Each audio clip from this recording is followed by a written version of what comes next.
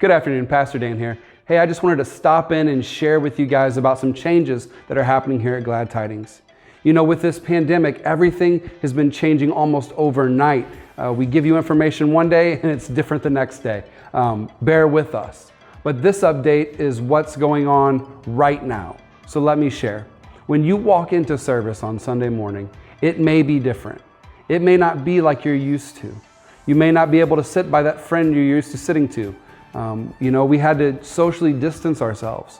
So the seating is different. Your row may be gone, and that's okay, because what's important is we can all gather together in God's house and have church. And that's what this is about, gathering with God's people and having time in the Spirit and just enjoying what He's doing. But there's a lot of people who ask a lot of questions in this time, and that's what this is about. I just wanted to take some time to answer some of those questions. One of those questions is, do we need to wear a mask? Now, CDC guidelines suggest you wear a mask when social distancing is difficult. And, passing people in the hallway, it's going to be difficult to be socially distanced. But are we requiring you to wear a mask? No. Our volunteers will be wearing masks when you come in, but we're not requiring it of you. That's your choice. Another question that we're asked is, will there be seating in the youth sanctuary with video feed on Sunday mornings? Originally, that's how we were going to do it. We were going to do separate campuses and try to fit 50 people in each service and do 4 services. But once again, things change overnight. So here we are. We're actually going to do 100 people per service and do them both in the main sanctuary, both at 9 o'clock and 11 o'clock.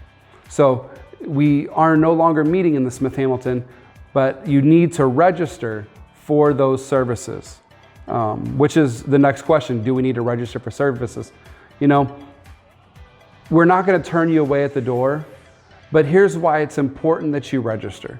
We need you to register so we have a general idea of who's coming to what, because we're only supposed to have 100 people in the building.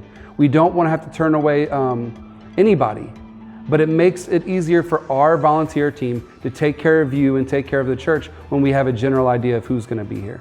So please, take this time to register through the website or the church office or the church app. Any way you can, just register. We'd love to have you. The burning question everyone keeps asking is it safe to return to church? That's a hard question to answer.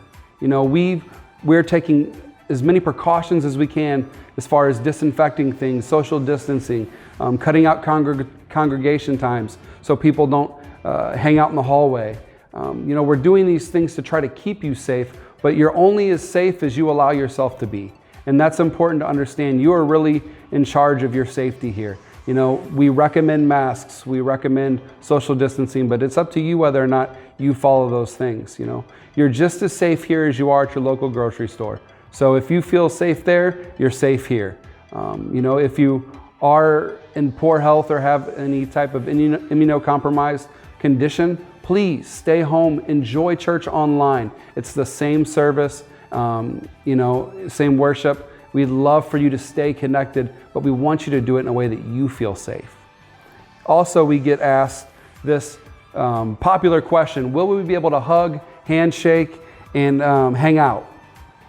This church is huge about hugs, handshakes, and hanging out. And that's one of the things I love about this church. I love the heart of the people. But in this time, we're asking you, please, don't hug, don't handshake, don't hang out. We've actually cut the hallways down so that we can't congregate in the foyer, that you go in, you go directly to your socially distanced seating and enjoy service. This is for your safety and the safety of others. It is a big part of our fellowship to be closely relational. And don't worry, this will not last forever. One day we'll be back to being ourselves again and enjoying a big hug. And trust me, as a hugger, I can't wait for that day. It will be here, but just not this Sunday.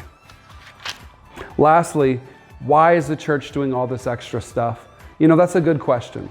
We want everyone to be as comfortable as possible when they come back. As much as it may be different than the way it was before, the pandemic isn't going to last forever, guys. This is not something that we're going to be stuck with. This is not the future of the church. This is just a season we're going through, and God is in control.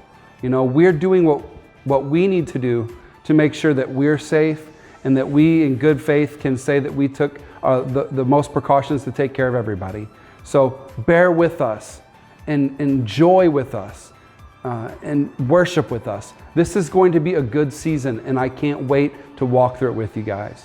If you have any more questions that you want answered, feel free to email the church, call the church office. We are an open book and we'd love to communicate with you. But on that note, church opens up Father's Day morning, 9 a.m. and 11 a.m. We'd love to have you there. Register today. Take care.